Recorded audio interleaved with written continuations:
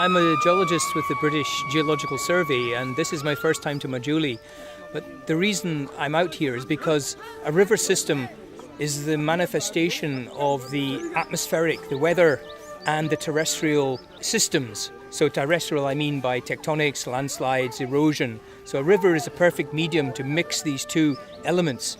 And so for me as a geologist, I'm interested here to find out something about the morphotectonics. How will the tectonics of this very active area are manifest in the systems of the river and the way in which the river grows and shrinks throughout the monsoon. And so the morphotectonic evolution, and then how man responds to that change in the landscape brought about by the forces of nature.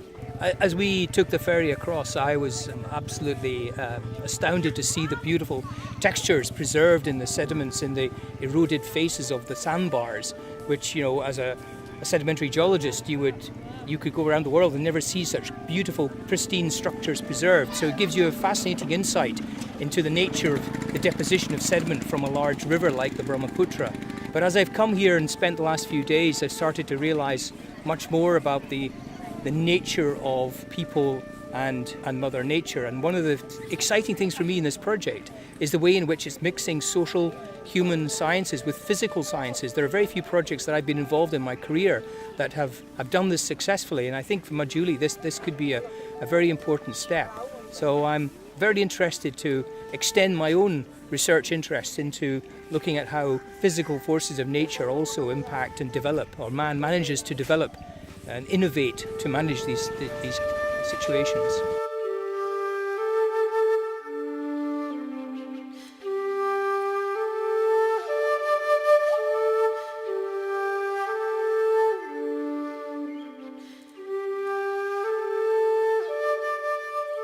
I was absolutely fascinated by the largest inhabited river island in the world, and I was always excited to see that what it is. Before coming to this place, I really looked up into some historical research, and I was sort of shocked by the way Majuli was losing its area. And so I wanted to see it for myself, that what the situation is. And but reading things in journals and books and other things is a different proposition. But when you come to here, so when you see things for yourself, then I was particularly fascinated by the way people here have learned to live with the floods. And that is extremely important. I was extremely concerned. In fact, I'm still very concerned about the way they are threatened by these rivers. In the field, we tried to go to the satras. We saw the relationship between the satras and how they are located on the land. And before coming to the field, we could see that there was a particular coloration of the land that appeared more stable. And it was absolutely fascinating to discover that most of the satras are located on that land, and those which are not located, I was told here by some people that they have disappeared.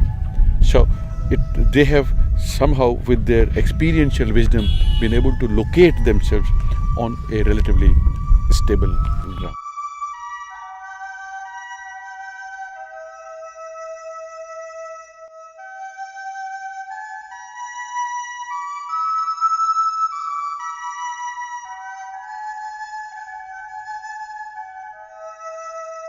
We went to see the river bank on the southern side of the island, and we were able to see some clays which we want to study further. And these clays are unusual. These are unusual in that we don't expect such thick layer of clays to have formed by a river which is normally this monstrous during every monsoon. We expect a much higher current energy, and we expect that it should bring larger grains of sand. So under what conditions this clay and such a thick clay deposit came to be formed, that we would be trying to understand. I think the trip to the pottery clays was probably the third day of our trip here, and for me it was one of the most informative. because for the first time we actually got to see some geology, because obviously on a flat island like Majuli there's very little evidence of the depositional history of the sediments here. Unless you drill a borehole, you're not going to be able to understand the history of deposition and the changing floods and sediments through time. So the Potters area was a very interesting one, because they're digging, not only digging 15-20 meters below the top of the terrace, but they're digging below the level of the river as we saw it on that day.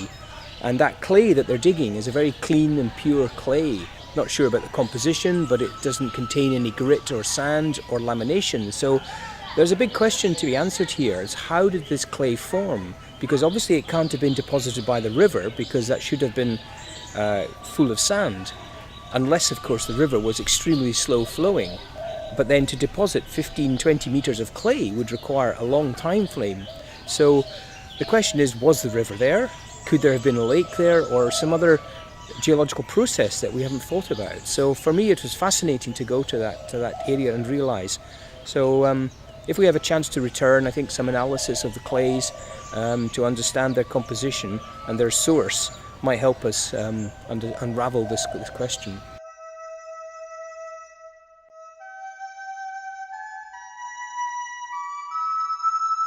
I understand that this was an absolutely recce. It was a reconnaissance survey, and it requires more in-depth study.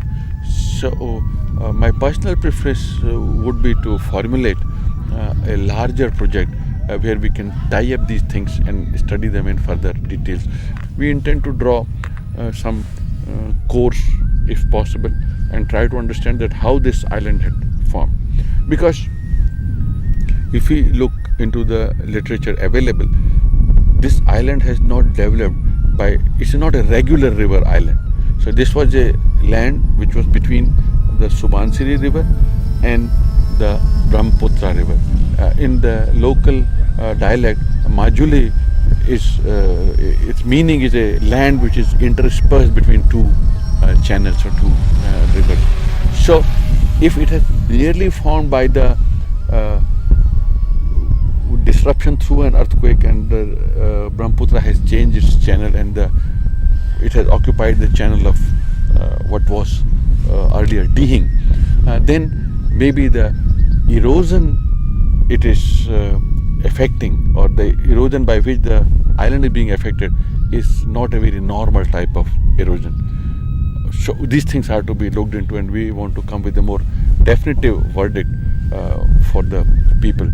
We intend to integrate how the geological processes were responsible for the formation of this island, the satras, the way they have developed, and is there a relationship or a connect between the geology, what is the influence of what we call today as a climate change, whether it is influencing this or not, what are the cultural features, whether the basic geology is in some way has a linkage with the present cultural context, with the sociology and economics of this area. That will be part of a larger exercise that we intend to take up in future. These satras have been here since the mid-17th century, and they have therefore experienced many decades of flooding and events, and yet they still remain as physical entities in the landscape. So the historical records, the oral traditions of the people, of the monks in these satras, contains a history of the flooding, and also it demonstrates that man's ability to read the landscape and choose the best places to base their monasteries is really quite revealing. We've come here to not only understand how they manage the flooding events, but also understand have they experienced earthquakes, how many tremors, because this is one of the most tectonically active areas in the world. So there are earthquakes going on as the major faults in the Earth's crust move all around this part of Assam. And yet everybody's always said that Majuli, in this central part of the Assam Valley, is aseismic. That means there is very little earthquake activity. But when you then start talking to the to the monks here in the Satras, you start to understand that they are regularly experiencing earthquakes, so small tremors. So clearly this area is tectonically active. So the question then is it uplifting or is it subsiding? Is there a threat that there could be a major earthquake at some point in the future, which would again have an influence on the river dynamics and an influence on the way that people live or where people live in the future?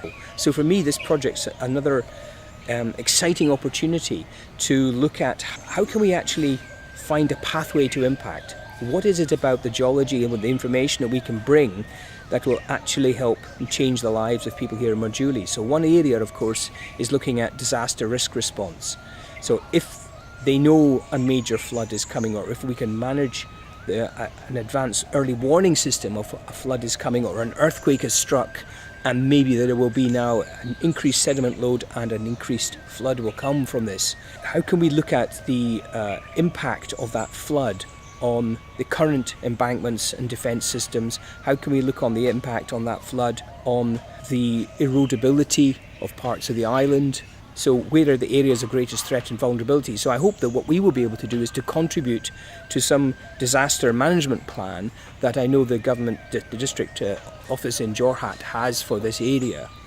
But the other area that we're particularly interested also is how do we communicate? How can we improve communication to people living in the villages to say there is a problem coming and can you please spread the word? So today in the world of modern technology and mobile phones, we have the opportunity now to think about developing smartphone applications where people can record their observations by phone and send them directly to the planners, people who are involved in disaster response. And I think this area is another exciting opportunity within this Majuli project to help the understanding and communication of what the people are living with.